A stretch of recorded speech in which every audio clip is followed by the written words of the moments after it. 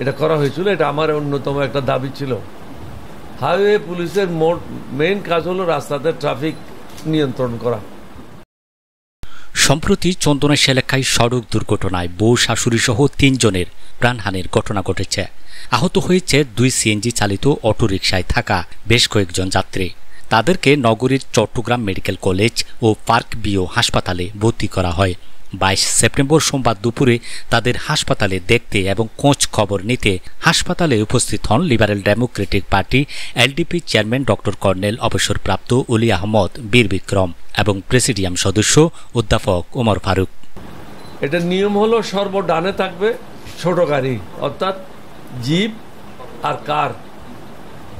তারপরে মধ্যের লাইনেও থাকবে কার এবং জিপ। সর্ববামে থাকবে বড় গাড়িগুলি। বড় গাড়ি মানে বাস, ট্রাক, কভার্ড ভ্যান।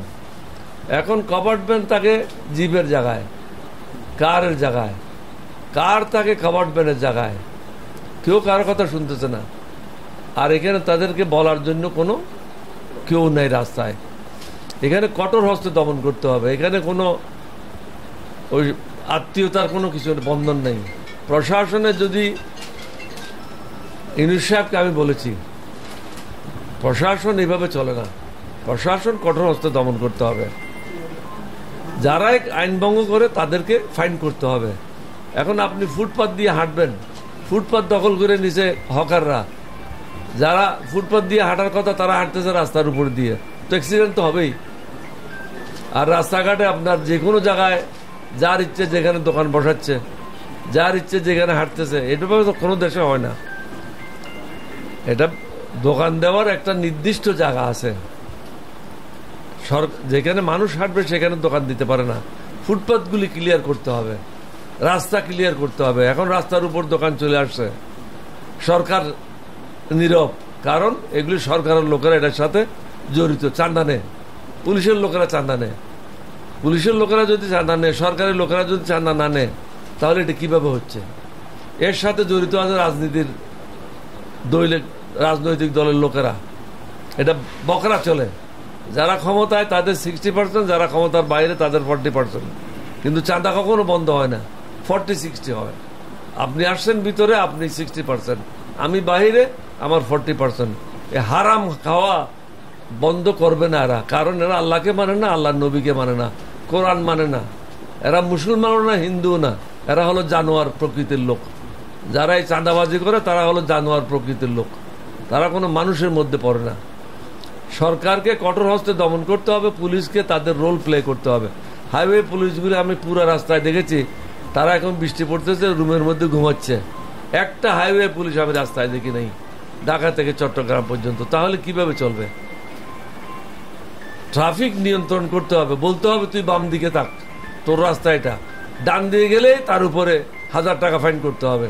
আমিও তো মন্ত্রী ছিলাম, আমি রাস্তায় রাস্তায় দৌড়ে দৌড়ে এগুলি দমন করেছি। এটা যদিও আমার দায়িত্ব ছিল না, এটা কমিউনিকেশন মিনিস্ট্রি ছিল, তারপরও আমি নিয়ন্ত্রণ করেছি। যেখানে পেয়েছি অন্যায় সেটা প্রতিবাদ করেছি। এখন তো প্রতিবাদ করারও কোনো লোক নেই, সাহসও নেই। কারণ সব চুরি করে সাহস হারিয়ে ফেলেছে। সাহস সঞ্চয় করার জন্য ইমান শক্ত করতে হবে। ইমান শক্ত করার জন্য আল্লাহর রাস্তায় চলতে হবে।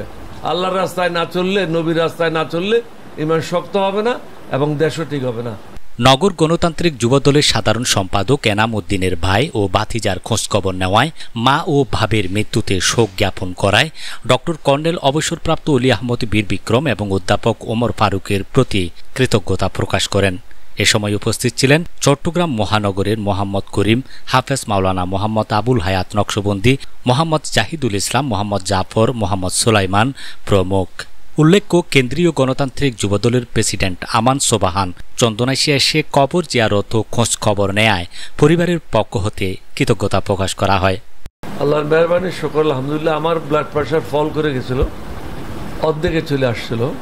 তো ছেলেরা সবাই আমাকে মেডিকেল হসপিটালে নিয়ে গেল, ঢাকা সামরিক হসপিটালে। ওখানে ওরা ব্রেন স্ক্যানিং করলো, এমআরআই করলো, হার্টের কার্ডিওলজিস্টেরা আসলো, ওরা সব চেক করলো। চেক করে বলে যে কোনো অসুবিধা নেই, ও যেটার কোনো কারণ নেই। ব্লাড প্রেশার কেন লো হয়েছে, যেভাবে বেড়ায় ওইভাবে কমতেও পারে, এটার কোনো মেডিকেল স্পেসিফিক কোনো কারণ নেই। তো বলছে আপনি এখানে থাকেন অবজারভেশনে, আমরা 3-4 দিন রাখতে চাই। আমার তো অনেক কাজ আছে চট্টগ্রামে, লোকজনকে টাইম দিয়েছি, এখন আমার ছাড়েন আমি যাই। কালকে ওখান থেকে রিলিজ হয়ে বিকেলবেলা আজকে এখানে চলে আসলাম। আলহামদুলিল্লাহ, কোনো অসুবিধা নেই।